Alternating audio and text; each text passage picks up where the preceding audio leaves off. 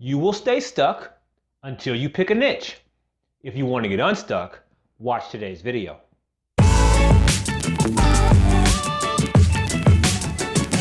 Hey, it's Alze Calhoun with Coveted Consulting. What I want to do in this video is actually give you a list of niches that you can sell your digital marketing services to. But that list will just be a list unless you have some method of vetting and selecting from that niche. In this video, I want to give you a method for how to do that so you can quickly pick from that niche or pick from that list and move forward aggressively. A couple of things though to set us up here. Big idea number one is that selecting a niche is not about you and your satisfaction. Picking a niche is actually about the client's ability to resonate with your services. The client needs to know that what you do speaks uniquely to them. And the better they understand that, the faster they'll move. So if you will select a niche, you will find that clients pick up and understand what you do a little better. So even though as a digital marketing expert, you go, I don't care what niche we serve. Let's just show me a client and I'll help them out. That's hard for the client, on the other hand, to digest. So let's walk through a process here. What I'm going to recommend is that you focus on local.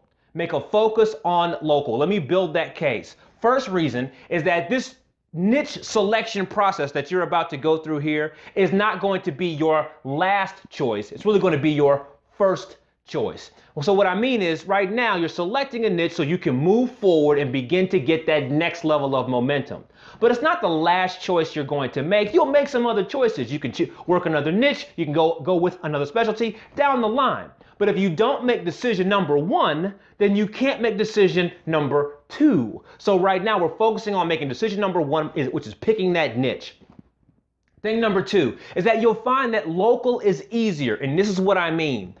Local businesses know that they need to be doing digital marketing in some way. But there's nobody in the business with that level of expertise. So they may have a guy that did their website 6 months ago, 9 months ago, 2 years ago.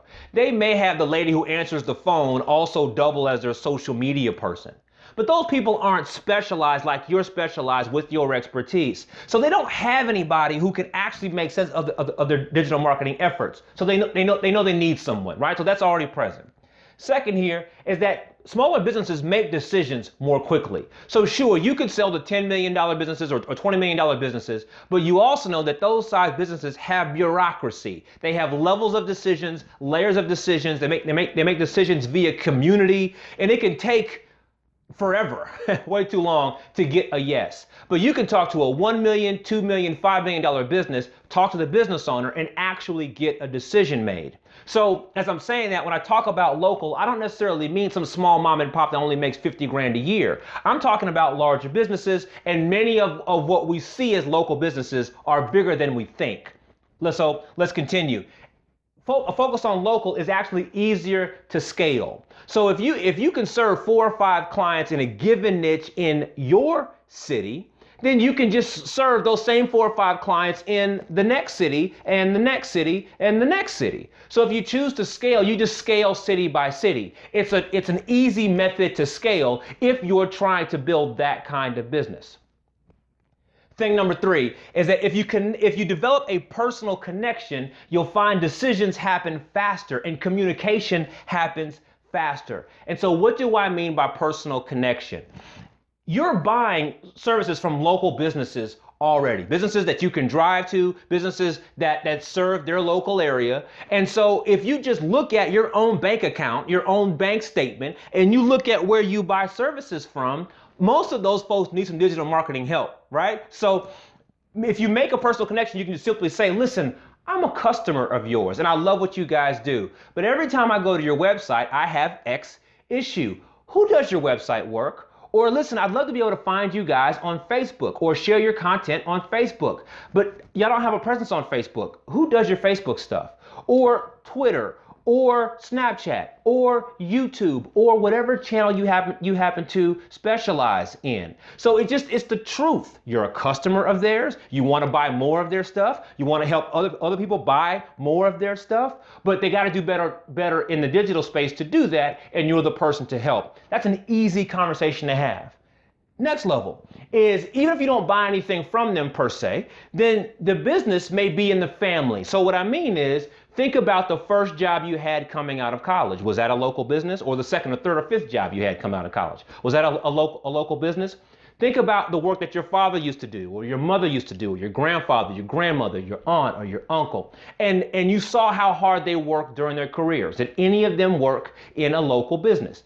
If so, then that becomes the talk track you use. So you say, listen, my mother used to be an educator. My father used to work in a carpentry shop. I know how hard you guys work. And really, you should be better leveraging your digital marketing assets so that you can get more clients in the door. That's an easy story to have, and the client resonates with your personal story. They know that you care about their business because you've got some personal connection.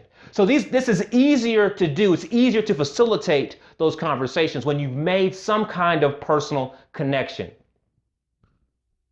So now let's talk about that list that you have access to. If you're on the blog, you can scroll down a bit and download a pre-organized spreadsheet. If you're not on the blog, you can click a link in the description so you can get access to this downloadable spreadsheet. When you download the spreadsheet, it's got a bunch of niches already sorted, and it's got a space for you to put your personal connection. So what you'll do is you'll scan and sort. You'll scan all those niches, see if any of them resonate. If they do, you just put a yes in the box, and then you can sort by the yeses. So all of those niches where you have some level of personal connection, you can see those 4, 5, or 10, or however many you have, and just begin to work those niches. And there you have it, niche selected. Hey, it's Alzay again, and thanks for taking the time to watch the video. Let's talk about some next steps. Next step number 1, please post your comment, your question, your thought, or your response in the comment box below. That dialogue helps all of us better digest the content. It also helps me understand what videos I should be creating next. Next step, number 2, what are you going to do with the information that you now have? What I find, unfortunately, is that most people don't do anything. It's just too easy to watch 19 more videos or to read 45 more blog posts. I'll be honest with you, the videos that you're receiving here are snapshots from a much larger, better organized coaching program. So if you're over the information and you know it's time to execute, you may really appreciate the coaching program. There's a free training somewhere on this page right here. You can click it, and that free training will tell you all about what the program is and is not. And if it makes sense, you can join.